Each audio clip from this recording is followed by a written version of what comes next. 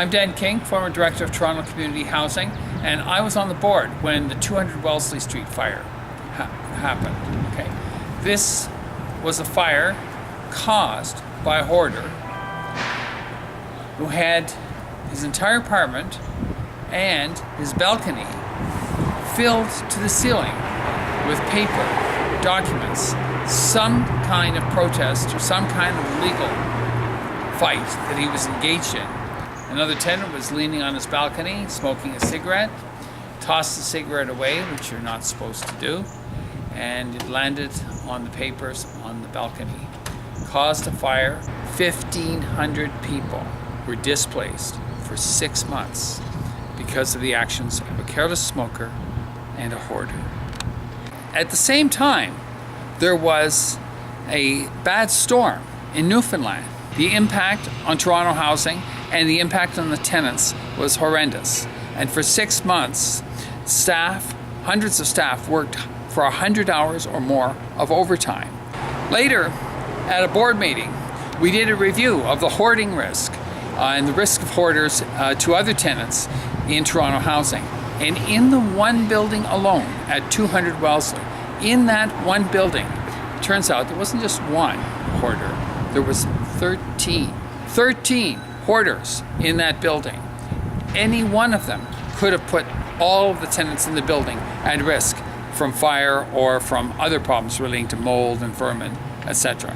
So we had a huge risk that hadn't even been dealt with. And if you look at all the major buildings all over the city, you will probably find hoarders all over the place. And the real question is, what is the cause of that hoarding?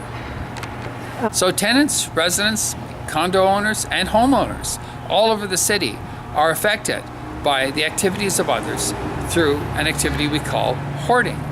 And people are put at risk with fire.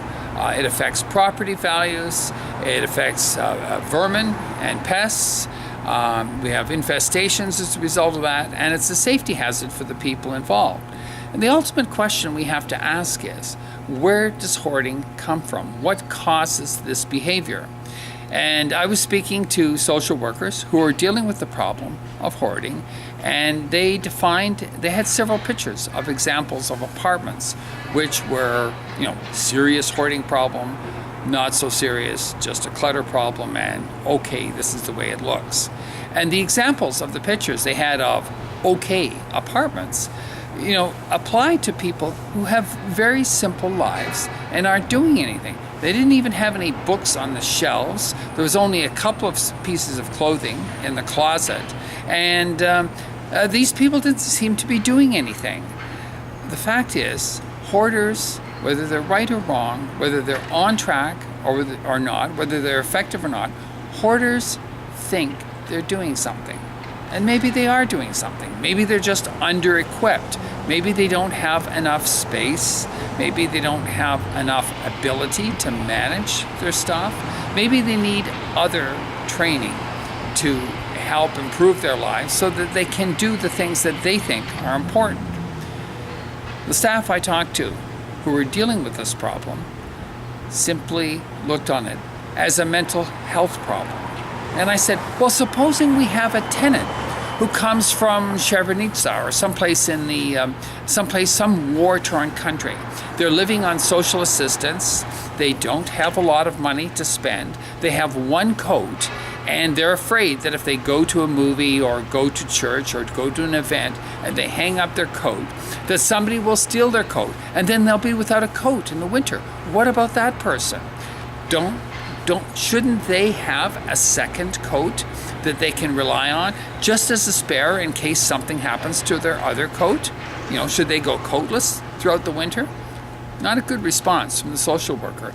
They're looking at it as a mental health problem. And that's a mental health problem that takes power away from the tenant. A mental health approach to hoarding takes away the power that people have to try and get their lives organized and do the things that is important to them. Many of these people are doing things that they think are important or valuable to the community, and sometimes many community members agree with them.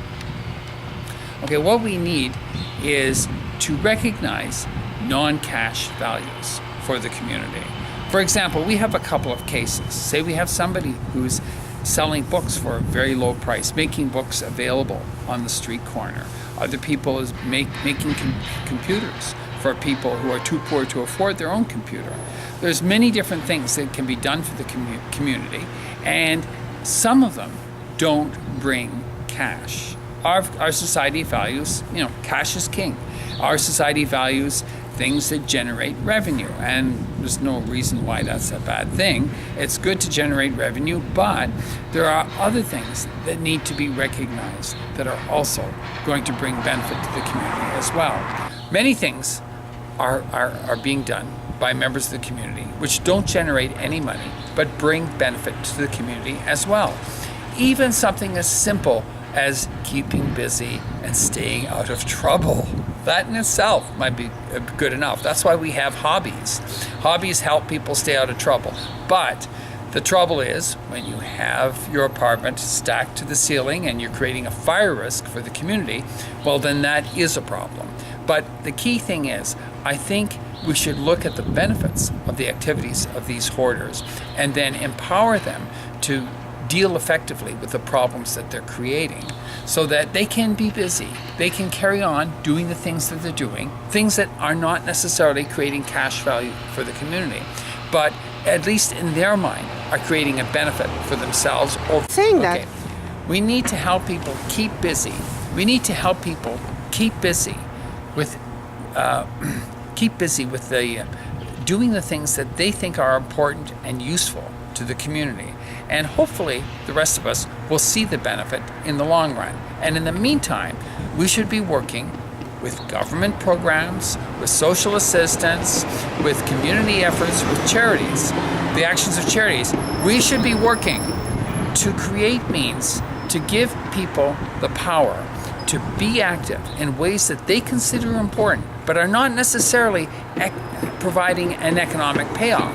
We should help these people to be busy doing the things they consider important and making sure that they have the means to not be causing a danger to their neighbors and the community. How do we help people who are doing things that they think are important and that they think help the community? Now, I'll give you an example. Many people like to sell small things, do small crafts, make things, repair things, etc. And as a result of that, they have a lot of parts, they have a lot of tools, they have a lot of things. Well, these things are helpful to the community. But this is in the category of commercial activity. Now, people who are on welfare, people who are on social assistance, and people who are on ODSP have very strict rules governing what they can do and what is deductible from their ODSP. Now, if somebody is in business, under the current rules here in Ontario, if someone is in business and they're collecting money from, say, fixing things or selling books or something like that, their revenue is deductible from their OW or from their ODSP funds, social assistance payments. Their revenues are deductible from their social assistance payments. And yet their expenses, like storage, cost of tools, electricity, their expenses are not deductible.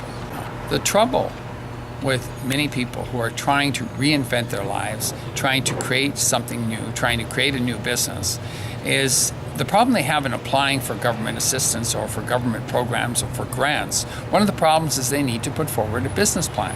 And many of these people have literacy and numeracy skills. So we have an opportunity to create a world where not all activity has to be economically viable.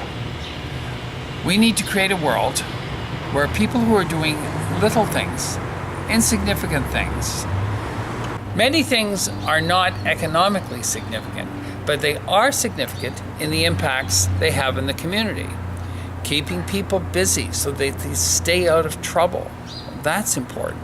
Keeping people busy doing things, collecting things that are of value to other people so that they don't spend time drinking or taking drugs, That is a useful activity. Keeping busy, doing things to stay active, to keep their mental health in order, to keep from getting depressed, to keep the blood flowing through their brains so that they can stay mentally healthy.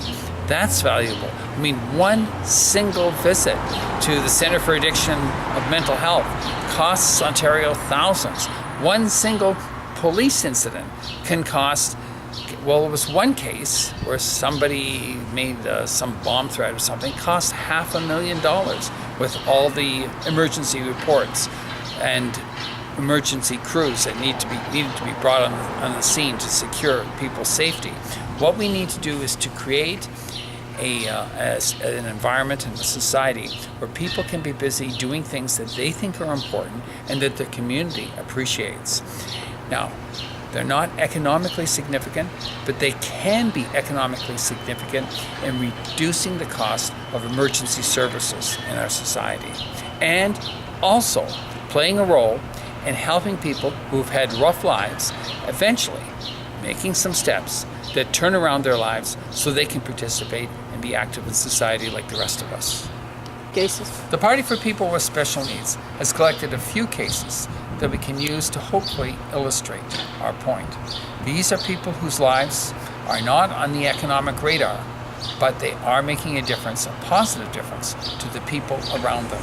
And eventually, we hope, and they dream, eventually, maybe they can be in the game, make an economic impact that works for themselves and for the community as well. But so far, that's just a dream. Right now, they're doing good work, helping people, and staying out of trouble. We should try and help them so that they don't have impacts on their fellow community members, negative impacts. So we need to help them stay organized. We need to give them some storage space to keep their basic operation going, and encourage them, give them encouragement and technical assistance if they need help with accounting, filing their taxes, properly recording for the HST. Heaven forbid, try and work that out if you're a small businessman. Try and help them do the basics so that they can stay active and do good things for the communities and not have any negative impacts on others. And hoarding, what has been labeled as hoarding so far, in some cases has had some dramatically negative impacts. And we need to clean that up and get people's lives moving forward.